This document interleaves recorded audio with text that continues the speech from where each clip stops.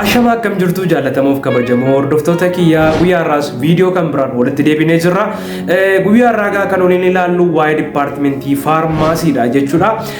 Dipaartimentii faarmaasiin maalii kan jedhu, piriikondishiniin jiran maalii kan jedhu, waan jiru faayidaansaa, miidhaansaa, waan hundumaa waliin ilaalla jechuudha. Dipaartimentii jechuun egaa buloota koo waa'ee raamini dipaartimentii seentanii akka seentanii keessaa ba'uun hin danda'amu. Aarsaa baay'ee sin kaffalchiisa. Kanaaf dipaartimentii jechuun waan jireenya keessanitti hafu waan ta'eef dipaartimentii kam seenuun dura waa'ee dipaartimentii sanaa sirriitti diteeyil infoormeeshinii argachuu qabdu jechuudha.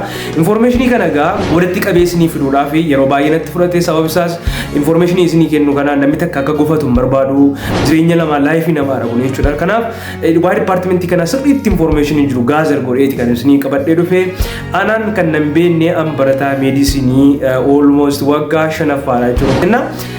Waa'ee dipaartimentii fayyaa wajjiniin kan wal qabatu infoormeeshinii akka ta'e nan qaba kan jedhu isiniif qooduudhaafi innagaa yeroo baay'ee dipaartimentii filachuu irratti barattoonni ni rakkatu. Sababa isaas dhiibbaan maatii jira, dhiibbaan ofii keessanii illee daa'immaa keessa seentu waan filattan wayii wallaaltu. Namoonni takka takkaan waanuma naannaarraa namoota ittiin dipaartimentii sanaan saksiittaan ilaalaniitu dipaartimentii kana yoo hin seenne jedhanii kan barattoonni murteessanii jiru. Kun immoo gaarii miti. Sababa isaas namni sanaaf akka carraa ta'uu danda'a, isiniif garuu ta'uu dhiisuu danda'a. Kanaaf haala yeroo jiru ilaaluu qabdu. Dipaartimentii kan filachuun dura haala yeroo ilaaluun murteessaadha jechuudha. Akkuma beekamu dipaartimentii injiinarii fakkeenya isinii fudhadha. Dipaartimentii injiinarii jechuun bara 2005, 2006, 2004 midhaamni keessa baay'ee iddoo guddaa kan qabu ture. Dipaartimentii yeroo isin jedhu namni hundumtuu galuu barbaadu ture.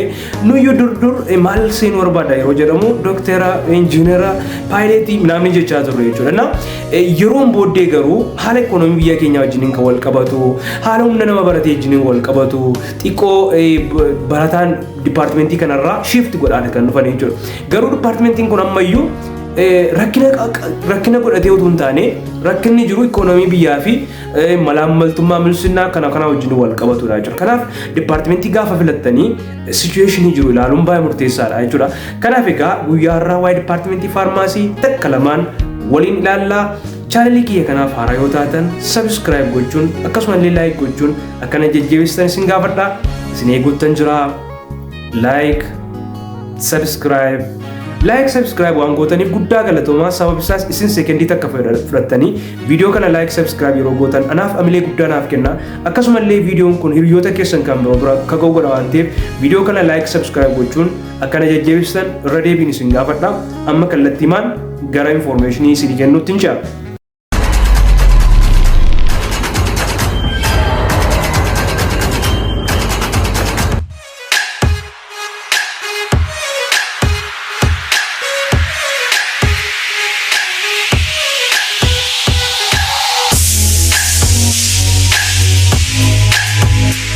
Dipaartimentii faarmaasii seenuudhaaf namni takka barataa naachuraal saayinsii ta'uu qaba. Jalqabatti barataa naachuraal saayinsii taatanii gara dhuftaniin booddee gibbiitti koomon koorsii fudhattu.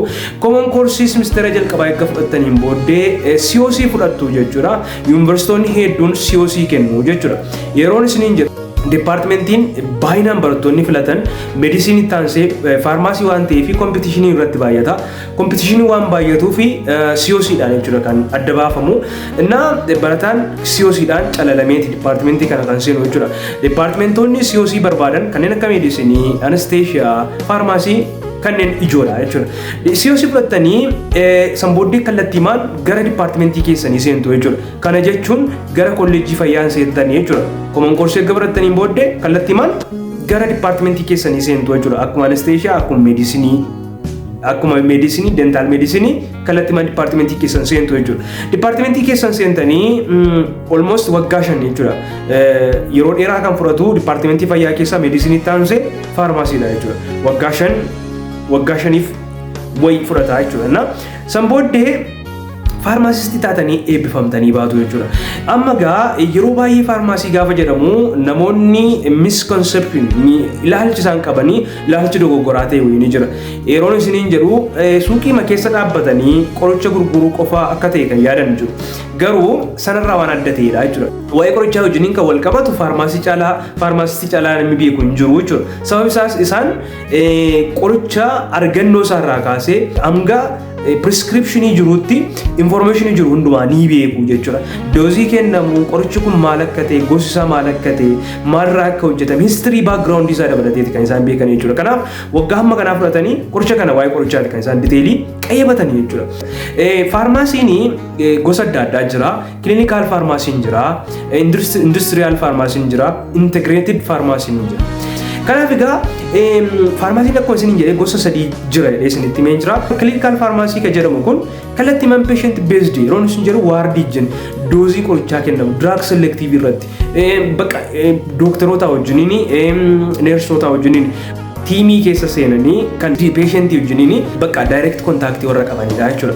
Kallattii maal qoricha gurguruu midhaan osoo hin taane patient contact warra qabanidha jechuudha.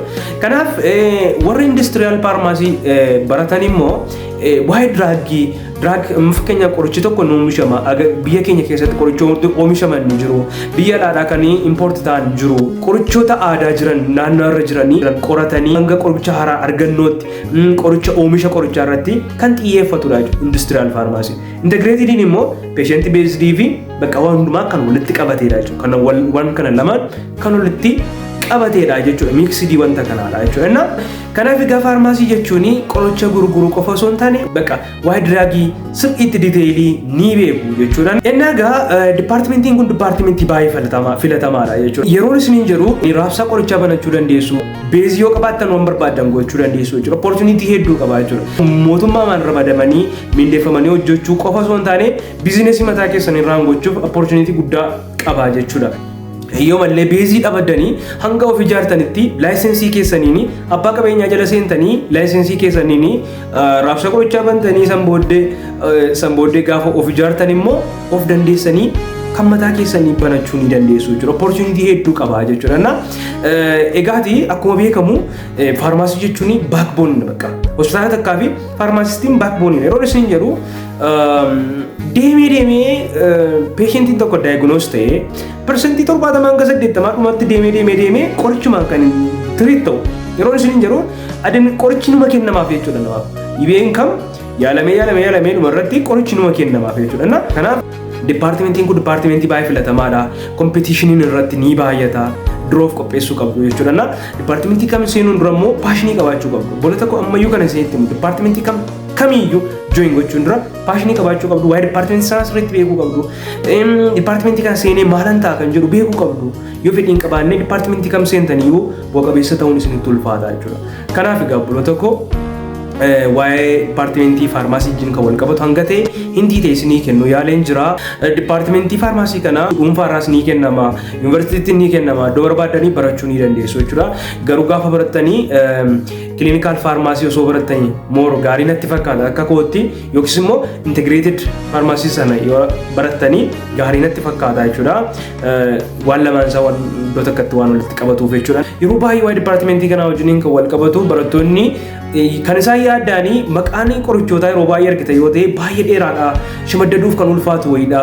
Garuu waa'ee diraagii sana kallattii koorsii deddeebitanii koorsii adda addaa keessatti fudhachaa deemtu jechuudha. Koorsii adda addaa keessatti deddeebitanii fudhachaa waan deemtaniif akka salphaa ta'etti shamaddaddu jechuudha. Waa'een sanaa xiqqoo yaadda isaa deddeebitanii waan barataniif qoricha shamaddaduu irratti rakkoon isin bira hin jiraatu. Innaa gaa guyyaa irraa hanga ta'e information ta'e isiniif qoodeen jira yaada waan gaaffii isinitti ta'u yoo jiraate koomentii keessatti na beeksisaa. Hanga ammaa na wajjiniin turtanii immoo like subscribe kan hin goone yoo jiraattan like subscribe gochuun na jajjabeessaa. Waan gootanii guddaa galatoomaa nagaa waaqaan naaf tura.